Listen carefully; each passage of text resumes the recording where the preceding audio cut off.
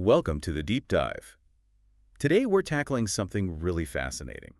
What actually makes YouTube content, work in 2025. Yeah, what gets the views, what gets people engaged. Exactly. And our mission here is to pull out those core principles, figure out what's driving success, and see how it applies broadly, not just if you're a creator, but if you're just trying to understand, well, how information spreads online now.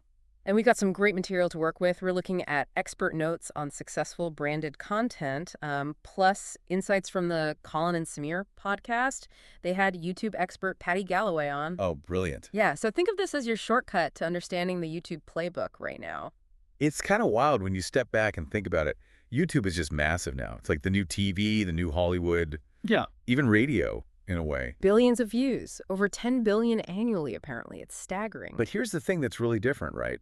Unlike TikTok or Instagram, where stuff just gets pushed at you. Yeah, the feed just keeps rolling. YouTube is very much click and watch.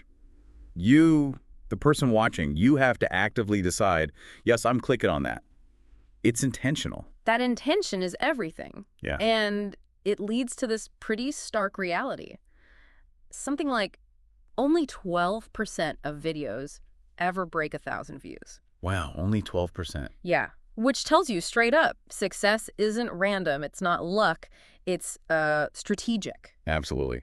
So that's what we're going to unpack. We'll look at the whole process, starting with, well, the idea itself, the ideation. Right. How do you even come up with something people might click on? Then the packaging, that crucial title and thumbnail combo. Yeah. How do you make it irresistible? The clickbait that isn't really clickbait, or maybe it is. We'll get into that. And then, okay, they've clicked. How do you actually keep them watching? Engage the audience. Super important for the algorithm, too. And finally, we'll look at brands. How can companies actually use YouTube effectively, not just as a dumping ground for ads? Yeah, there's a big opportunity there. Okay, let's dive in. Ideation first. Let's do it. The idea, the spark. Okay, so the foundation, according to our sources, is really strong concept development. The videos that blow up aren't just random thoughts. There's real time and energy put into the ideation phase. Makes sense. You can't build a great video on a weak idea. Exactly. And one really useful framework here is called the CCN fit. CCN. Okay, what's that stand for? Core, casual, and new audiences. Ah, right. So the idea is that the best content, the stuff that really travels, somehow manages to appeal to all three of those groups at the same time. Bingo. And that is tough. Yeah. Really tough. I bet. Because what your diehard fans love might be totally lost on someone just discovering you. Precisely. Or you aim too broad, try to get those new viewers, and your core audience is like, this isn't for me. So hitting that CCN sweet spot, serving the loyalists, attracting the casual scrollers, and pulling in total newbies, that's the goal. It's the strategic challenge, yeah. But when you nail it, the results can be massive. Okay, give us an example. I think there was one from astrophotography. Yeah, perfect one. So a creator might start with a video titled, pretty straightforwardly, I photographed the Milky Way. Okay, sounds decent. And it gets a few thousand views. Right, maybe 2K, something like that. Not bad. But then they rethought the concept, the packaging, and changed the title to Photographing the Milky Way in 1 second versus 10 minutes versus 10 hours. Whoa, okay, that sounds way more interesting. And the views jumped from 2,000 to 1.7 million. Get out! Yeah. That's insane. What was it about that change? Well, several things. First, that versus format or the comparison, it immediately poses a question in your head, right? Like, what does it look like? How different can it be? Yeah, instant curiosity. Second, it promises a clear visual comparison. Our brains love that. Side by side, before and after. It's inherently engaging. And I guess the thumbnail potential is way better too. Huge difference. You can literally show the three results. A 1-second smear, a 10-minute glimpse, maybe a stunning 10-hour shot. Instantly tells you what the video is about. That really drives home that click and watch thing we talked about. You see that, you know what you're getting, and you decide if it's worth your time. Exactly. Which brings us nicely to what Patty Galloway calls the 3 rules of YouTube. Yeah. They're pretty fundamental. Okay, rule number 1. If they don't click, they don't watch. Simple, brutal, true. Title and thumbnail are king. Absolutely critical. Your shop window, basically. Okay, rule 2. What's next? Respect their time. Once they do click, you gotta deliver. Give them the value you promised. Don't waste their click. Right. And more than that, you need to hook them again within the video, introduce a new question, a new angle, something to keep them watching. Don't let the energy drop. Keep that curiosity chain going. Yeah. Because YouTube tracks that, right? How long people watch. Oh, yeah. Average view duration, audience retention. Yeah. Huge signals for the algorithm. It shows you're actually holding attention. Okay, makes sense. And rule 3. Do they want more stuff like this? The repeat viewership angle. Yeah, every video should kind of make them think, huh, that was good. I wonder what else they've got. It builds the channel, builds the expectation. So click, watch, want more, click, watch, want more. That's the loop you're aiming for. And remember, most views don't come from people directly visiting your channel page. Right, they come from browse features, suggested video. Exactly. So you need to think, what are people watching right now that might make YouTube suggest my video next? It's about fitting into the wider viewing ecosystem. Understanding those viewing patterns. Now, thumbnails. We touched on the astrophotography one. What's the general thinking on making them effective? Often it's about finding this balance between familiarity and unexpectedness. Okay, how so?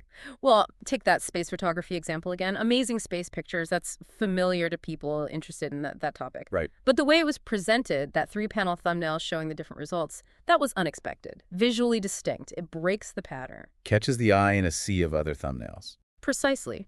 Or the Johnny Harris example, the thumbnail comparing like $25K versus $25 million. Again, a clear comparison, visually communicated, sparks immediate curiosity. What's the story there? That visual clarity seems key. And these formats, they're adaptable, right? It's not just for space or big money comparisons. Totally. The sources point out you can take these frameworks anywhere, like golf. You could do $1 golf ball versus $10, $100, or $10 green fee versus $100 versus $1,000. Same format, different niche. Exactly. It's this idea of be a magician.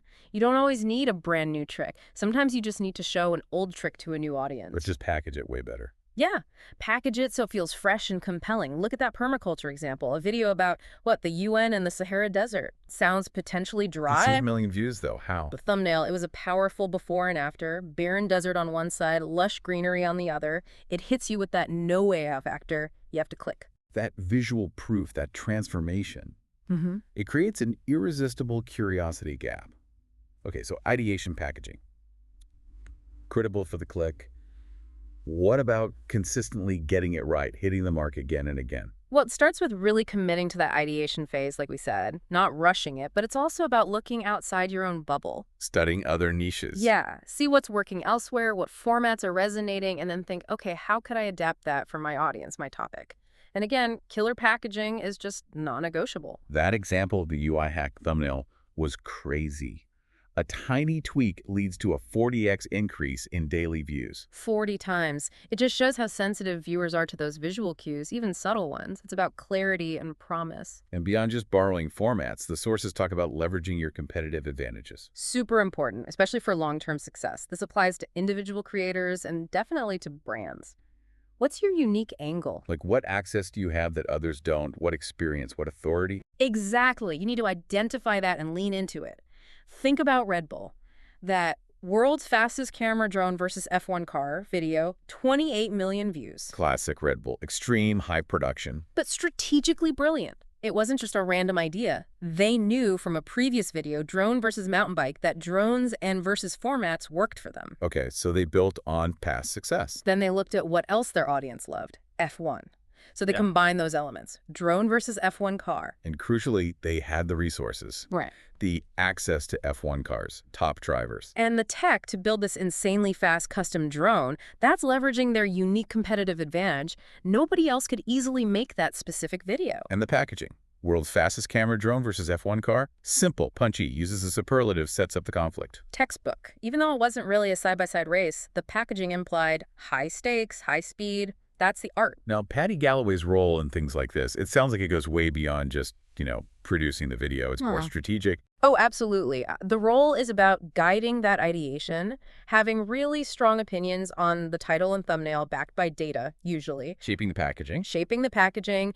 Advising on what key moments to capture during the shoot beats, and even reviewing edits to make sure they deliver on the promise and keep viewers engaged. There was a great quote about packaging. Something about exaggeration. Yeah. From someone called Jimmy. Yeah, that was interesting. The advice was basically, take your title and thumbnail idea, push it to the most extreme, exaggerated version you can think of, and then pull it back. Dial it back to something you're actually comfortable with that still accurately represents the video, but retains some of that initial provocative edge. It's like exploring the boundaries of clickability. find the edge, then step back slightly. Which makes me think of that Veritasium title. Oh, the black balls one. Why are there 96 million black balls on this reservoir? 102 million views. It's the perfect example of curiosity gap versus factual description. Nobody's clicking on LA water supply evaporation prevention method. Huh? Definitely not. But 96 million black balls. You just have to know what that's about. That what is going on here reaction. And the sources offer some frameworks to help spark these kinds of ideas too. Right, like cheat codes for ideation. Kind of. Think. Superlatives. Fastest, biggest, smallest, first, last. Okay. The versus format. X versus Y. We've seen how powerful that is. Definitely. And that three-step comparison. $1 versus $10 or $100. 1 hour versus 1 day versus 1 week. Very adaptable. It's like having a toolbox of proven structures. It is. And it links back to that Seth Godin quote. In order to be seen, you must learn how to see. Right. You got to watch YouTube critically, notice these patterns, and figure out why they work. See the underlying frameworks. And another recurring theme seems to be exclusive access. Huge appeal. The Irish creator getting into secret spots, Jesser with his NBA access, Forrest Galante showing his wildlife sanctuary 9 million views. People love seeing things they wouldn't normally get to see. Exactly. And access doesn't have to mean like Area 51. It could be your unique skill, your specific location, your professional insight. What can you show people that others can't? That's your exclusive access. Okay, so let's say you found a format that works. You're leveraging your advantages, views are up, but then inevitably people start copying you. What do? How do you evolve? Yeah, that's a common challenge. The gut reaction might be, oh no, gotta ditch this format, find something new. Right, pivot completely. But the advice we saw suggests maybe the opposite. Double down on what works for you. Refine it, improve it, own it. Don't let the copycats bully you out, as they put it. Interesting. So stick to your guns, but maybe find other ways to stand out. Exactly. Like through subtle branding in your visuals. Maybe it's the font you always use in thumbnails or a specific color palette, not giant logos plastered everywhere that can be off-putting. More like a consistent visual signature. Yeah, something that makes your stuff instantly recognizable over time, even subconsciously. This touches on that idea of the artist versus distributor spectrum for creators. Can you unpack that a bit? Sure. It's this constant tension, right? The artist in you wants to experiment, try new things, break molds, pure creation. Follow the muse. While the distributor side knows that consistency, reliable formats, giving the audience what they expect, that's what builds a sustainable channel, an engine. So finding that balance. Yeah. And most long-term successful creators tend to lean maybe slightly more towards the distributor mindset for the bulk of their output. Build the reliable machine first. And there's a rule for managing that balance, the 80% rule. Right. The idea is aim for roughly 80% of your content to be stuff you're pretty confident will interest about 80% of your existing audience. Your bread and butter. The reliable formats. Exactly. That keeps the core happy, keeps the engine running. Then that leaves you about 20% of your bandwidth for experiments. Trying new things, testing ideas without risking the whole champ. Precisely. Like Colin and Samir, they have their main show, that's the engine, but they also plan specific experiments, new formats within that structure. Okay. And when you do experiment with that 20%, how should you judge if it's working? You can't expect the same numbers as your main stuff. Really not. You got to manage expectations. Judge it more like a pilot episode or a new product launch. Are there any positive signals? Is anyone talking about it? So look beyond just the view count. Yeah, anecdotal feedback can be really telling. Sometimes the video with fewer views is the one everyone's buzzing about in the comments or on other platforms. That tells you something valuable. Got it. Okay, let's shift gears a bit and talk about brands on YouTube. The sources seem to suggest there's a big gap between potential and reality for many companies. Oh, huge gap. For so many brands, their YouTube channel is still just like a closet where they store corporate videos. Product launches, maybe some commercials, CEO talks. Yeah, stuff made for internal use or maybe a press release, not really designed for a YouTube audience. It's a massive missed opportunity. Because creators are thinking about audience growth, engagement. Brands have slightly different goals, right? Right, often, yeah. They might want the right viewers, not just any viewers. Brand safety is a big concern. Sometimes it's even about recruitment. But that old-style corporate video approach probably isn't achieving any of those things very well on YouTube. Not effectively, no. But there are so many possibilities. The sources had some great ideas. Like what? Give us some examples. Okay, imagine Shopify. Instead of just tutorials, what about a series following real entrepreneurs actually starting $1 million business? The ups, the downs, the reality. That sounds way more engaging. Or car companies. Yeah, less talking heads, more showing the car as the hero. Epic road trips, unique challenges, comparisons, make the car the star. Or airlines. Travel vlogs, partner with creators, show budget versus luxury experiences on their airline. There are tons of formats. The key shift is thinking YouTube channel as a show, not just a video archive. Treat it like a media property. Yeah. And this is where creators could potentially step in and help brands, right? Big time. Creators get YouTube. They understand formats, pacing, thumbnails, audience. Brands could partner with them, basically hire them as show creators or consultants. Bridge that gap in understanding. Exactly. Because look at the Target example they mention. A video titled Target Accelerators Presents Retail Fundamentals. Oof. Sounds corporate. And it had like a few hundred views after over a week. For Target, a massive, beloved brand. Such a missed opportunity. Imagine if they did like a supermarket sweep style show in their store. Or creator-led Target hauls. Right. Content people would actually want to watch that uses the brand's environment and products naturally. But what about the fear? Brands are often worried about brand risk with more creative stuff. It's a valid concern, but you could argue the bigger risk is being invisible. Not creating any engaging content means you're just not part of the conversation on this huge platform. So the risk of irrelevance is greater. Potentially, yeah. And the key to mitigating risk is authenticity. If you partner with creators, let them have real input. Don't over-script it into feeling like an ad. Let the channel have a genuine voice. It's different from celebrity channels too, isn't it? Sometimes too much polish can hurt them. Yeah, sometimes that raw behind-the-scenes feel is exactly what people want from a celebrity. Like Jeremy Lin, his more authentic style apparently connected really well. Overproduction can create distance. It all comes back to those core questions, doesn't it? Who is it for? Why would they watch? Is it unique? Especially that middle one. Why would they watch? Brands, celebrities, everyone needs to answer that honestly. So even for a celeb, maybe a simple day in the life isn't the strongest concept anymore. Probably not, unless their life is truly extraordinary every single day. Concept vlogs are often better. An NFL player's week leading up to game day. An actor's real experience at the Oscars. There's a built-in narrative arc. A hook beyond just, here's my life. Or even leaning into unexpected passions. Timothée Chalamet talking fashion. A famous musician breaking down obscure bands they love. It finds a specific, passionate niche. And you got to think long-term. The 52-week window idea. Can you sustain this concept? Yeah. Is there enough fuel in the tank for a whole year of content around this idea? Consistency matters. Jason Kelsey's car channel was mentioned as a good example of that, right? Simple, authentic, sustainable passion. Exactly. It doesn't need crazy production, just genuine interest that resonates. And for that airline example, partnering with someone like Drew Binsky for ongoing travel series, that feels like a sustainable show concept. Totally. Budget travel challenges, luxury comparisons, using the airline naturally within a format viewers already enjoy. That seems like a win-win. All right, this has been a really insightful deep dive. As we wrap up thinking about YouTube in 2025, what are the absolute key things you want our listener to take away? I think it boils down to a few things. First, success is strategic, especially that ideation phase. You have to think about the click, ruthlessly. Obsess over the packaging. Title, thumbnail. Second, truly understand why someone would watch your content. What's the value? What's the hook? What keeps them engaged? Know your audience, know their motivations. Third, identify and lean into your unique advantage. What can you offer that no one else can? Access, expertise, perspective. Your competitive edge. And finally, be willing to evolve, but don't abandon what works just because others copy it. Refine, double down, and build that consistent engine while still leaving room to experiment. And for brands listening, the message seems clear. Yeah, huge opportunity, but you got to shift the mindset. Stop thinking repository, start thinking show. Create engaging, authentic content people actually choose to watch.